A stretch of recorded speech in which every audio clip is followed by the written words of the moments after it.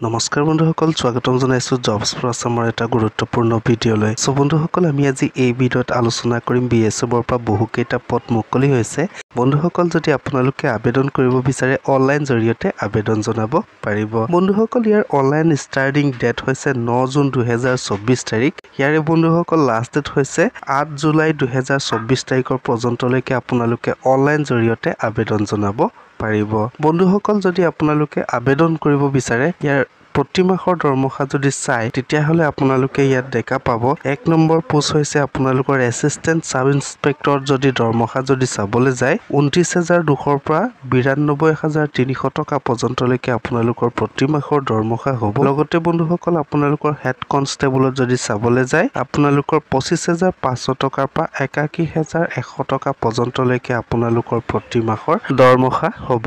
So বন্ধুসকল, যদি আপোনালোকে মোৰ চেনেলটোলৈ নতুনকৈ ভিজিট কৰিছে চেনেলটি সাবস্ক্ৰাইব কৰি ৰাখক, লগত থকা বেল আইকনটো দবাই দিয়ক। সো বন্ধুসকল, পোষ্টখিনি দুটা ভাগত ভাগ কৰা হৈছে। ইয়াৰ এসিস্ট্যান্ট সাব ইন্সপেক্টৰ আৰু হেড কনষ্টেবল। ইয়াত যদি এসিস্ট্যান্ট সাব ইন্সপেক্টৰ যদি চাবলৈ যায় আমি দেখা পাম ইয়াত আপোনালোকৰ BSFত 17টা ভেকেন্সি আছে।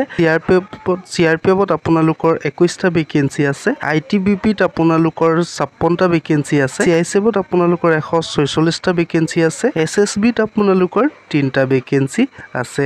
বন্ধুসকল, ইয়াৰে হেড কনষ্টেবলত যদি চাবলৈ যায় আমি দেখা পাম ইয়াত আপোনালোকৰ BSFত 302টা ভেকেন্সি আছে। CRPFত আপোনালোকৰ 282টা ভেকেন্সি আছে। ITBPত আপোনালোকৰ 163টা ভেকেন্সি আছে। CICFত আপোনালোকৰ 494টা ভেকেন্সি আছে। SSBত আপোনালোকৰ 5টা ভেকেন্সি আছে। লগতে বন্ধুসকল, আপোনালোকৰ আসাম ৰাইফলত 35টা ভেকেন্সি আছে।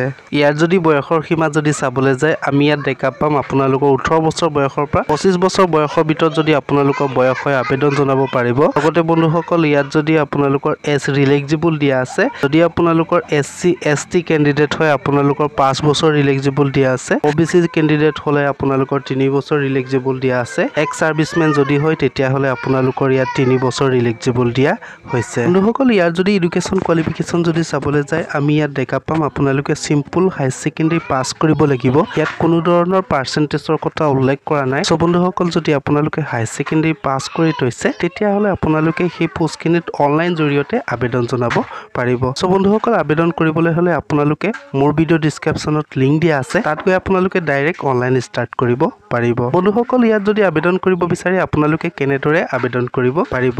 আবেদন কৰিবলৈ হলে আপোনালোকৰ মোবাইলৰ ক্ৰম ব্ৰাউজাৰত ওপেন কৰিব লাগিব, সাৰ্চ কৰিব লাগিব bsf.gov.in। আপোনালোকে সাৰ্চ কৰি অনলাইন জৰিয়তে আবেদন জনাব পাৰিব। লগতে বন্ধুসকল, মোৰ ভিডিও ডেসক্ৰিপচনতো লিংক দিয়া আছে, তাত গৈ এপ্লাই কৰিব পাৰিব। লগতে অফিচিয়েল নটিফিকেশনখন চাব পাৰিব। সো বন্ধুসকল, ইয়াৰ যদি এপ্লিকেশনৰ ফিজ যদি চাবলৈ যায় আমি ইয়াত দেখা পাম আপোনালোকে 100 টকা এটা এপ্লিকেশনৰ ফিজ পৰিশোধ কৰিব লাগিব। লগতে বন্ধুসকল, ইয়াত যদি আপোনালোকৰ SC ST বা ওমেন ক্যান্ডিডেট যদি হয় তেতিয়াহলে আপোনালোকে ইয়াত এপ্লিকেশনৰ মাচুল পৰিশোধ কৰিব নালাগে।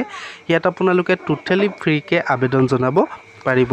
সো বন্ধুসকল, আজিৰ ভিডিওটি ইমানখিনিয়ে মই আপোনালোকক ইনফৰমেশন দিলো। যদি ভিডিওটো চাই ভাল লাগিলে প্লিজ লাইক কৰি দিয়ক, শ্বেয়াৰ কৰি দিয়ক। লগতে বন্ধুসকল, যদি ভিডিওটো চাই উপকৃত হৈছে বুলি ভাবিছে তেতিয়াহলে চেনেলটি সাবস্ক্ৰাইব কৰি দিয়ক। ধন্যবাদ।